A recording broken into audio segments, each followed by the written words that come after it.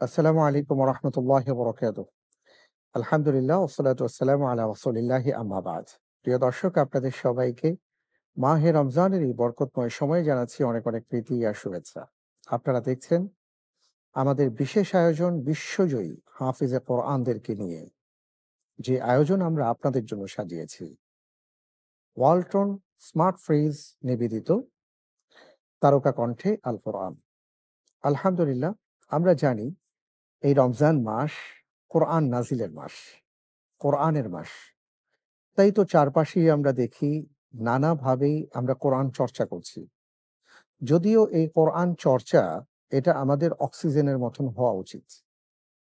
বাতাসবিহীন যেভাবে মানুষ বাঁচে না, কোরআনবিহীন সেভাবে মানুষের ঈমান বাঁচে না। আলহামদুলিল্লাহ, এই শিক্ষাটা নেবার জন্যই রব্বুল আলামিন যেন আমাদেরকে রমজান মাসকে অন্যভাবে সাজিয়ে দিয়েছেন, কোরআনের আলোয় আলোকিত করে দিয়েছেন। আর সেই বিষয়টা মাথায় রেখেই আমরা যেন কোরআনমুখী হতে পারি, এ কারণেই আপনাদের জন্য আমাদের এই নিবেদন। আপনারা জানেন আলহামদুলিল্লাহ, আমাদের এই আয়োজনের মাঝে যারা সম্মানিত অতিথি হয়ে আসেন তারা কোরআনের পাখি এবং বিশ্বজয়ী হাফেজে কোরআন, কারিউল কোরআন। আর সেই ধারাবাহিকতায় আমাদের মাঝে আজকে যিনি এসেছেন, ইরানে আন্তর্জাতিক হিফজুল কোরআন প্রতিযোগিতায় যিনি বাংলাদেশের প্রতিনিধিত্ব করেছিলেন এবং পঞ্চম স্থান অধিকার করেছিলেন, উপস্থিত আছেন হাফেজ আব্দুল্লাহ আল মাহমুদ। আব্দুল্লাহ আল মাহমুদ, সালামু আলাইকুম রহমতুল্লাহ। ওয়ালাইকুম আসসালাম ওয়া রাহমাতুল্লাহি ওয়া বারাকাতুহু। কেমন আছেন আপনি? ভালো আছি আলহামদুলিল্লাহ। আপনি কেমন আছেন সেমত? আল্লাহর মেহেরবানি, আলহামদুলিল্লাহ খুবই ভালো আছি। আমি একটু আপনার কাছে জানতে চাইবো যে আপনি ২০১৯ সালে জি, ইরানে গিয়েছিলেন। আলহামদুলিল্লাহ, জি। আলহামদুলিল্লাহ, সারা বিশ্বের মাঝে কয়েকটি দেশের প্রতিযোগিতা খুবই ভিন্ন রকম, এবং বিশেষ করে হিফজুল কোরআন প্রতিযোগিতা বা কেরাতুল কোরআন প্রতিযোগিতাটা জি, অন্য মাত্রায় নিয়ে যাওয়া হয়। এর অবশ্যই, মধ্যে অবশ্যই। অন্যতম হলো ইরান। ইরান, তো রাইট। ইরানে আপনি যখন গিয়েছিলেন, আপনি যদি আপনার অভিজ্ঞতাটা শেয়ার করেন। এত সুন্দর অভিজ্ঞতা এবং এত বেশি পরিমাণে অভিজ্ঞতা, আমি জানি না আমি অল্প কথার মাধ্যমে সেটা তুলে ধরতে পারবো কিনা। আচ্ছা, তবে আমি চেষ্টা করব ইনশাআল্লাহ। ইনশাআল্লাহ। একদম যদি স্টার্টিং থেকে যদি আমি শুরু করি, যখন আপনি জানেন আমাদের ইসলামিক ফাউন্ডেশনের দ্বীনি দাওয়া ও সংস্কৃতি বিভাগের মাধ্যমে জি, সারা বাংলাদেশে সকলের মধ্যে প্রতিযোগিতা আয়োজন করে সেখান থেকে মাত্র একজনকে বাছাই করা হয় কোন একটি রাষ্ট্রের জন্য। জি। তো সেখানে আল্লাহ তাআলার অশেষ মেহেরবানিতে আমি ১ম স্থান অধিকার করেছিলাম। আলহামদুলিল্লাহ, সুম্মা আলহামদুলিল্লাহ। আলহামদুলিল্লাহ। তো যখন ১ম স্থান অধিকার করি আমি তো ১ম বার চান্স পেয়েছি। খুব টেনশন কাজ করছিল যে বিদেশ যাওয়া পর্যন্ত এই যে প্রসেসিং টা থাকে, এখানে এটার সাথে তো আমি পরিচিত না। তাহলে আমি কিভাবে এটা কমপ্লিট করব? সবচেয়ে আনন্দের বিষয় হচ্ছে যে ইরানের কম্পিটিশনটাই একমাত্র এমন একটা কম্পিটিশন যারা শুধু তাদের কাছে নামটা জমা দেয়া হয়। এরপর থেকে পরবর্তীতে তার হাতে ভিসা, টিকেট এগুলি সব আরেকবার তার কাছে দেয়া হয়। আচ্ছা, আচ্ছা, এর মাঝখানে যত প্রসেসিং সব তাদের ইরান কালচারাল সেন্টার আছে, ওরাই টোটালটা কমপ্লিট করে ফেলে। আচ্ছা। তো এটা আমার সবচেয়ে মানে ভালো লাগার একটা জায়গা ছিল। তো এরপরে যখন আল্লাহ তাআলার মেহেরবানিতে আমরা ইরানে গিয়ে পৌঁছাই, সেখানে তাদের রিসিপশনটা আমি আজও ভুলতে পারছি না। আচ্ছা, আচ্ছা। আমি এয়ারপোর্ট থেকে যখন বের হব, বের হওয়ার সাথে সাথেই দেখি আ কয়েকজন ভাই তারা ফুল হাতে নিয়ে দাঁড়িয়ে আছেন মাশাআল্লাহ। এবং আমাকে জিজ্ঞেস করছেন, "আপনি কি আব্দুল আল মাহমুদ?" আমি বললাম, "জি, আব্দুল আল মাহমুদ।" বাংলাদেশ থেকে এসেছেন?" "জি।" "আপনি আমাদের রাষ্ট্রীয় মেহমান। ইরানে আপনাকে স্বাগতম।" আমরা সেখানে খুব সুন্দরভাবেই ব্যাগেজ বলেন, আরো যা কিছু থাকে সবকিছুই আমরা আ খুব সহজেই পেয়ে গেছি। হোটেলে গিয়ে উঠলাম। হোটেলটা ছিল 5 স্টার মানের। আ আমরা অনেক সময় ভাবি যে আমরা কোরআন হিফজ করি। জি, আ যে পরিবেশে আমরা পড়াশোনা করে থাকি সাধারণত। তো আমরা কি যারা এরকম লাখ, লাখ টাকা খরচ করে 5 স্টার হোটেলে থাকে, বিভিন্ন প্রোগ্রাম করে, রাষ্ট্রীয়ভাবে কিছু কাজ আঞ্জাম দেয়, আমরা কি সেটা কখনো পারব কিনা? বিশ্বাস করবেন না, আমার তো তখন আমি একটু বড়, কিন্তু আরো যখন ছোট ছিলাম, আমার মাথায় তো তখন 5 স্টার হোটেল কি সেটাই ছিল না। তো আলহামদুলিল্লাহ তারা যে আমাদেরকে রাষ্ট্রীয়ভাবে যখন আমাদেরকে গ্রহণ করেন, রিসিভ করেন, এরপর থেকে সব কাজ রাষ্ট্রীয়ভাবে রাষ্ট্রীয় লোকজন মানে কমপ্লিট করেন। সেখানে আমি যখন যাই, পুরো রাস্তায় দেখি যে কোরআন প্রতিযোগিতার বিলবোর্ড। আমরা সাধারণত বাংলাদেশেও যখন কোনো অনুষ্ঠান থাকে বা কোনো কিছু থাকে, মানে অনেক বিলবোর্ড দেখি। কিন্তু কোরআন প্রতিযোগিতার যে আয়োজন হয়, বাহির থেকে যে ছাত্ররা আসে, বিদেশ থেকে পুরস্কার নিয়ে আসে, আমার মনে হয় না রাষ্ট্রীয়ভাবে কোথাও কোনো বিলবোর্ড আমি এখন পর্যন্ত দেখেছি। কিন্তু আমার এতই ভালো লেগেছে যে পুরা তেহরান শহরটা যতগুলি বিলবোর্ড ছিল, সবগুলি বিলবোর্ডে জাইজাতুল কোরআন, মানে ইরানের যে একটা কোরআন প্রতিযোগিতা হচ্ছে, এটা পুরো তেহরানের পুরো শহর এটা জুড়ে এটাকে প্রচার করা হয়েছে। এবং যখন প্রতিযোগিতায় আমরা যাই, সাধারণত আমরা বড়, বড় ইভেন্ট গুলিতে কি করি? একটু বয়স্ক মানুষ বা বড় মানুষ ছাড়া কাউকে ইনভাইট করি না। কিন্তু তারা কোরআনের মেসেজটা তাদের একদম মানে ফার্স্ট জেনারেশন এ, মানে কি বলবো আমি? ছোট, ছোট একদম ছোট, ছোট বাচ্চাদেরকে। শিশু-কিশোরদের মাঝে পৌঁছে দেওয়ার জন্য তারা এমন একটা সিস্টেম, এমন একটা গ্যালারি রাখে, সেখানে স্কুলের বাচ্চারা আসে। স্কুলের বাচ্চা থেকে শুরু করে একদম রাষ্ট্রের সর্বোচ্চ মেহমান বা সর্বোচ্চ দায়িত্বশীল পর্যন্ত সবাই সেই জায়গাটায় একসাথে বসে কোরআন তেলাওয়াতটাকে উপভোগ করে। আমি দেখছিলাম যে ছোট, ছোট বাচ্চারা ওরা ছুটাছুটি করতেছে। স্বাভাবিকভাবে আমরা যদি বাংলাদেশের হতাম তাহলে তো সেখানে তাদেরকে বকা-ঝকা, আরো ঝগড়াঝাটি যেটা পারি আরকি সেটা দিয়ে তাদেরকে দমানোর চেষ্টা করতাম। যেটা এখনো পর্যন্ত আমাদের এখানে চেঞ্জ হয় নাই আমি যতটুকু দেখছি। তো সেখানে দেখলাম যে বাচ্চারা হুড়োহুড়ি করতেছে, ছুটোছুটি করতেছে।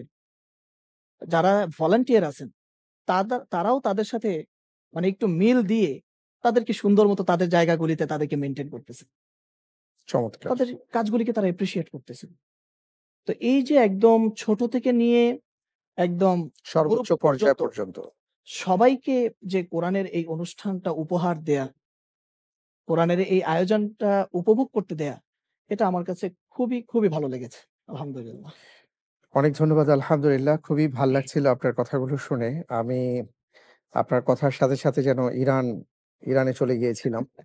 তো ইনশাআল্লাহ তাআলা ইরানে যে আপনি তিলাওয়াত করেছেন সেই তিলাওয়াতও আমরা শুনবো ইনশাআল্লাহ। ইনশাআল্লাহ। ওয়ালটন স্মার্ট ফ্রিজ নিবেদিত তারকা কণ্ঠে আল কোরআন। আজকে আমাদের মাঝে অতিথি হয়ে আসছেন হাফেজ আব্দুল্লাহ আল মাহমুদ।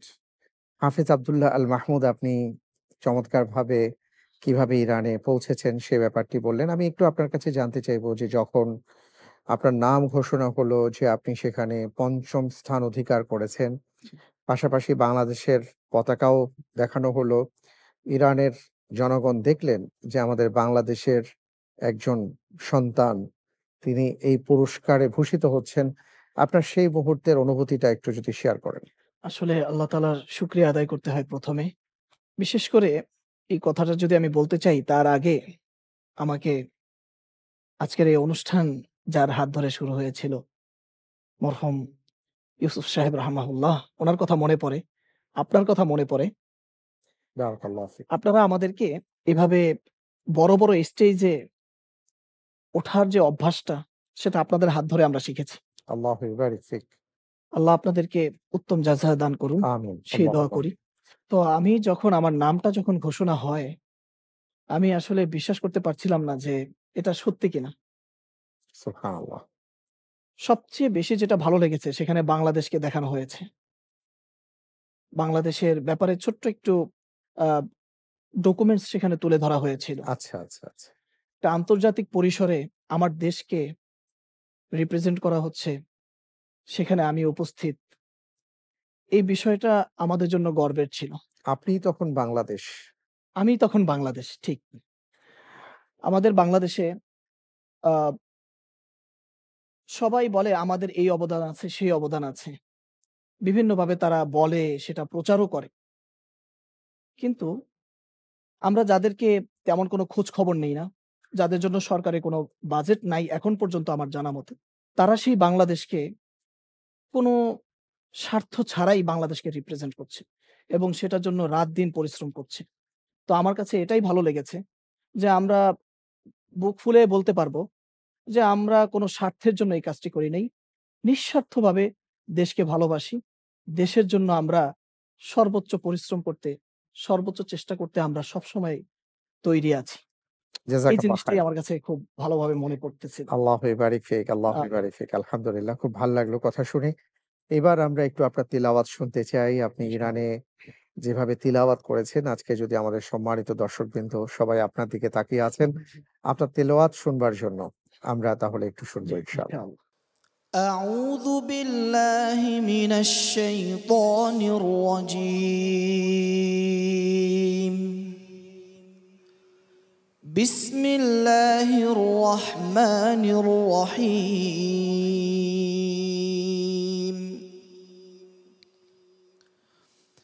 وما خلقنا السماوات والأرض وما بينهما إلا بالحق وإن الساعة لآتية فاصفح الصفح الجميل. إن ربك هو الخلاق العليم. ولقد آتيناك 7 من المثاني والقرآن العظيم. لا تمدن عينيك إلى ما متعنا به أزواجا منهم ولا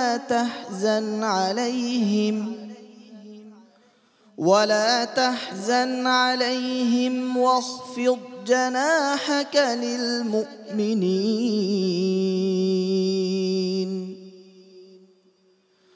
وقل إني أنا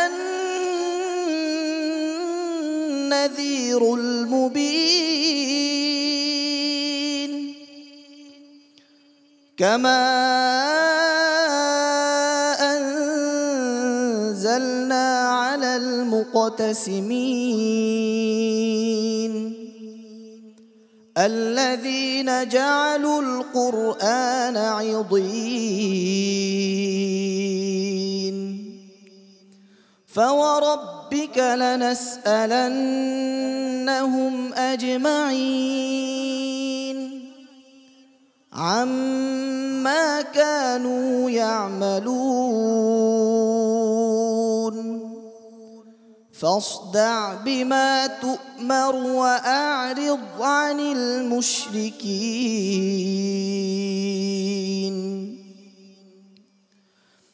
إنا كفيناك المستهزئين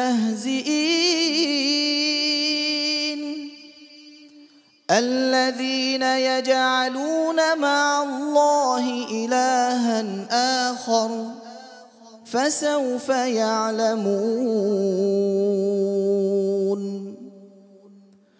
ولقد نعلم أنك يضيق صدرك بما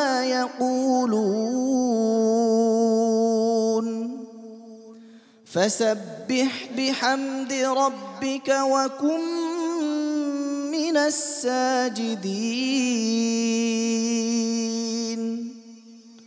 واعبد ربك حتى يأتيك اليقين.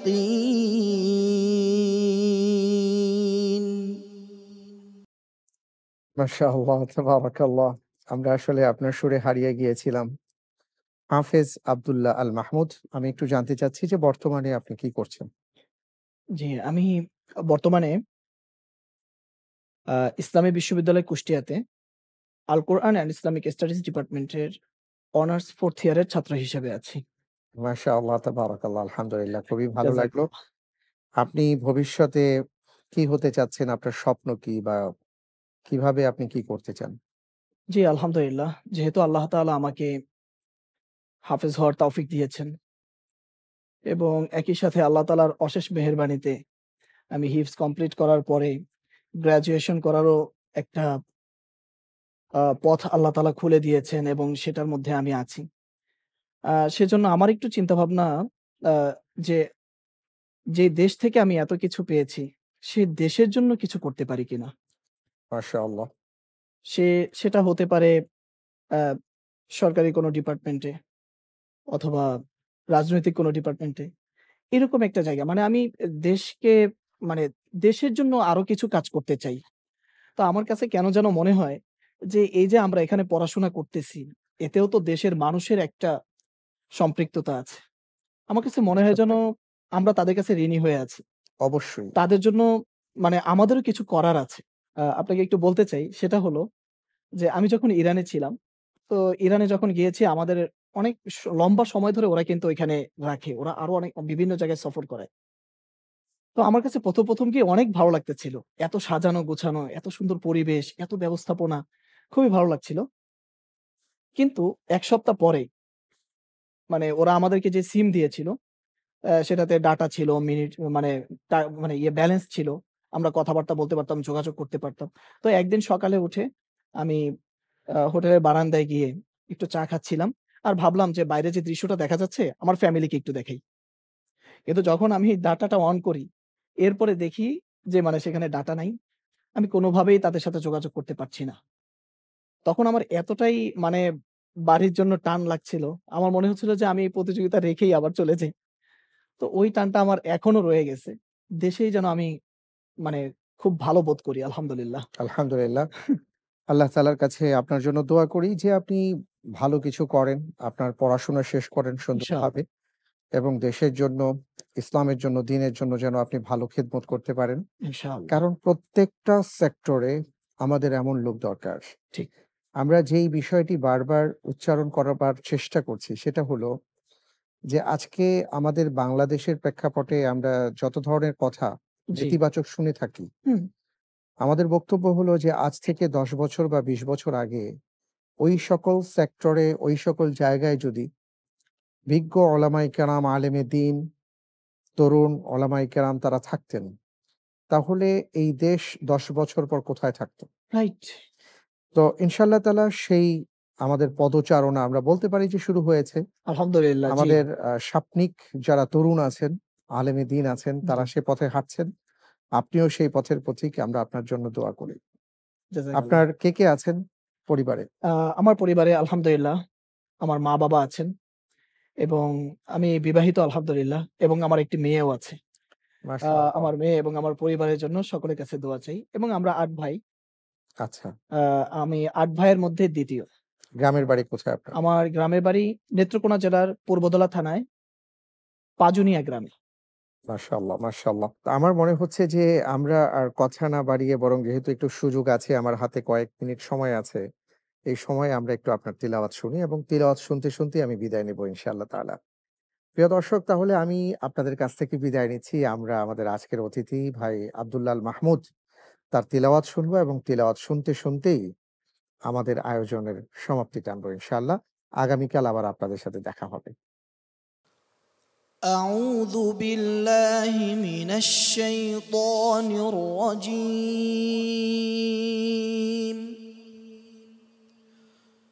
بسم الله الرحمن الرحيم.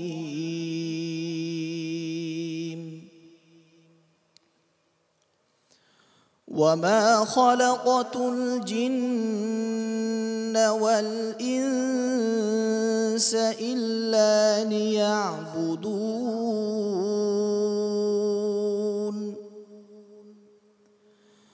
ما أريد منهم من رزق وما أريد أن يطعمون إن الله هو الرزاق ذو القوة المتين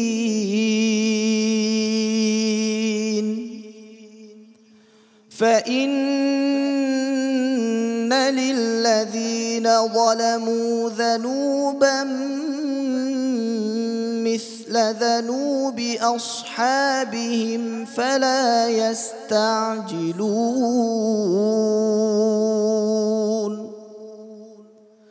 فويل للذين كفروا من يومهم الذي يوعدون صدق الله العظيم.